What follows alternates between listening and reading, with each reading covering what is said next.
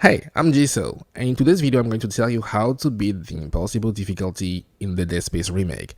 But first of all, why would you want to play on that difficulty? Well, you'll be able to get bragging rights. You'll be able to tell people that you beat the Dead Space remake without dying once, because yeah, in that difficulty there is no checkpoint, you only have one save slot, and when you die, you die. So if you make it to the end, well, you deserve to brag about it. Second of all, when you complete the game on that difficulty, you'll be able to be rewarded with one unique weapon, the hand cannon, also known as the pew pew gun. Yeah, it actually does that. Isaac is going to say pew pew and bang bang whenever you use that weapon. This is awesome. Bang,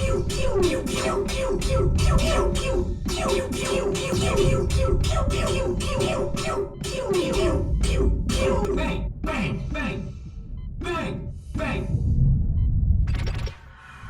Don't get fooled by the way this weapon sounds or looks. It is the deadliest weapon in the game, capable of one-shotting most enemies, and it turns every encounter into a silly joke. And again, he's going to say pew pew and bang bang. Why would you not try to get it? So yeah, let's talk about the difficulty and how to also get your very own pew pew gun, and also a level 6 suit, which is really nice. I really like it. So let's go. So here's a word of advice if you are considering playing this game on the impossible difficulty.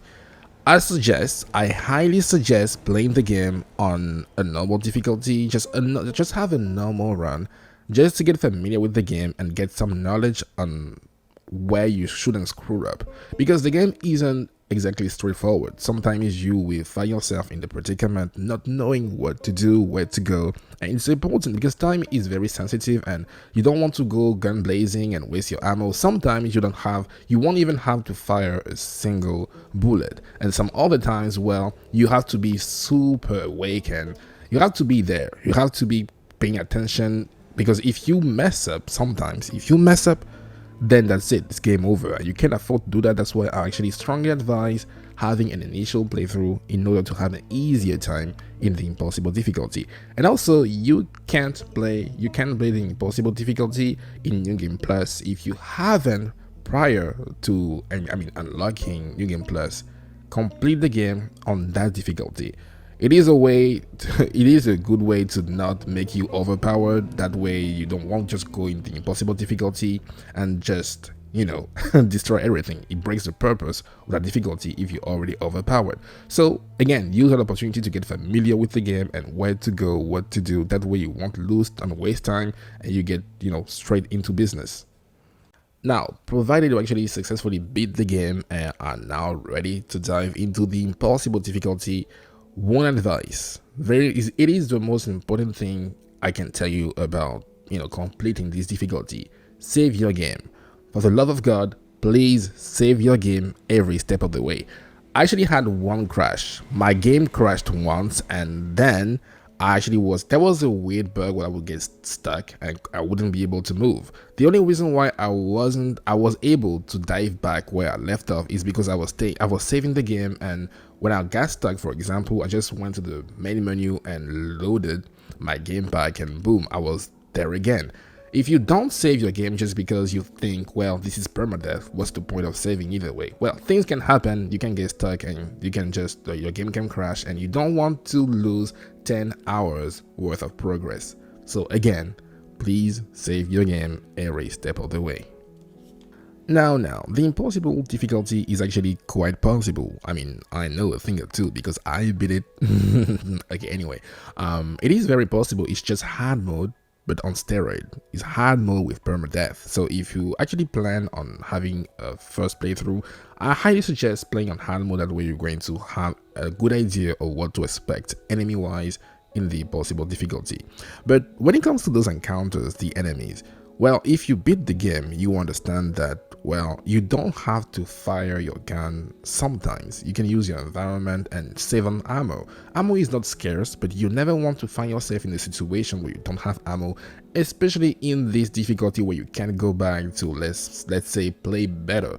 So I highly suggest using your environment, impaling enemies. Stasis is actually very good. You can just have that combo where you actually shoot their legs and then stomp on them to not waste any ammo, because stomping on enemies is a good way to get rid of them. It's going to actually kill them, and you can wait for them to be all together and then stomp on them, doing massive damage. I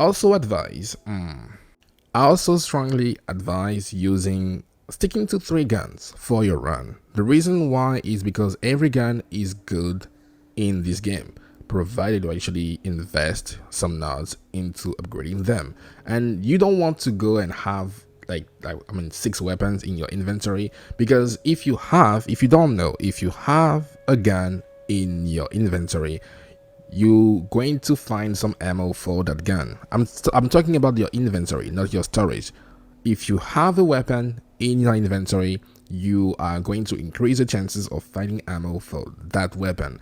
But if you only have 3 weapons in your inventory at any given time, then you most likely going to find ammo for those 3 weapons all the time, which is very important, because again, why use 6 weapons if you only need 3 and sometimes only 1?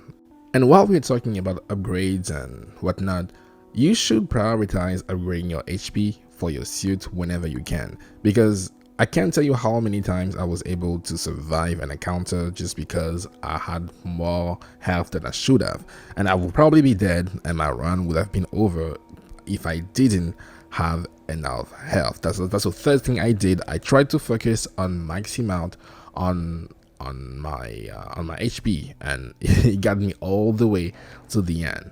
You also get some health whenever you are low on health.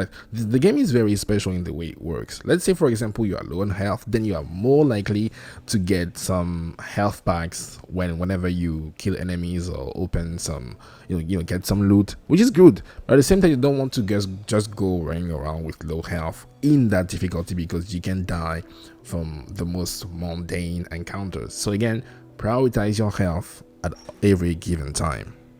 So listen, I know this difficulty can be quite intimidating, and the game actually is scary when you play on the impossible difficulty, because you know that death is lurking around the corner and maybe that next encounter is going to be the last one. But I can assure you that it is not as difficult as you think it is, and if you know your way around, you're going to have an easier time. And really, again, focus on one weapon. The plasma cutter is the best weapon in the game. It's the first one you get, and it can remain reliable for the entirety of your playthrough. So again, use your guns wisely and get familiar with them. That initial playthrough is to get familiar with the game, to get familiar with the way you have to, to work them. It's going to be the difference between someone who wastes 2 minutes with an encounter with a boss fight, and the other one who just knows what to do and just goes right into it. So I again advise having an initial playthrough first and then diving into this game.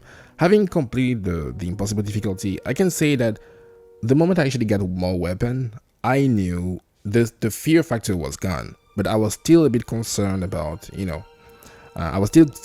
messing up some encounters. So again, if you make the proper preparations, if you make sure that you have enough health to tank almost everything, if you use stasis to its full potential, because it is the best thing you can do to slow down enemies and focus on their limbs and whatnot.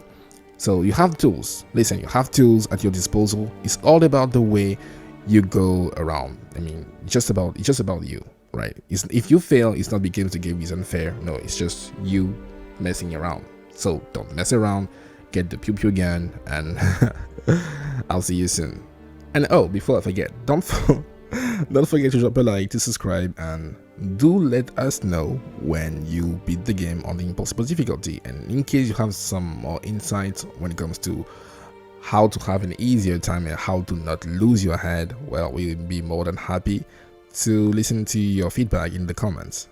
Bye bye.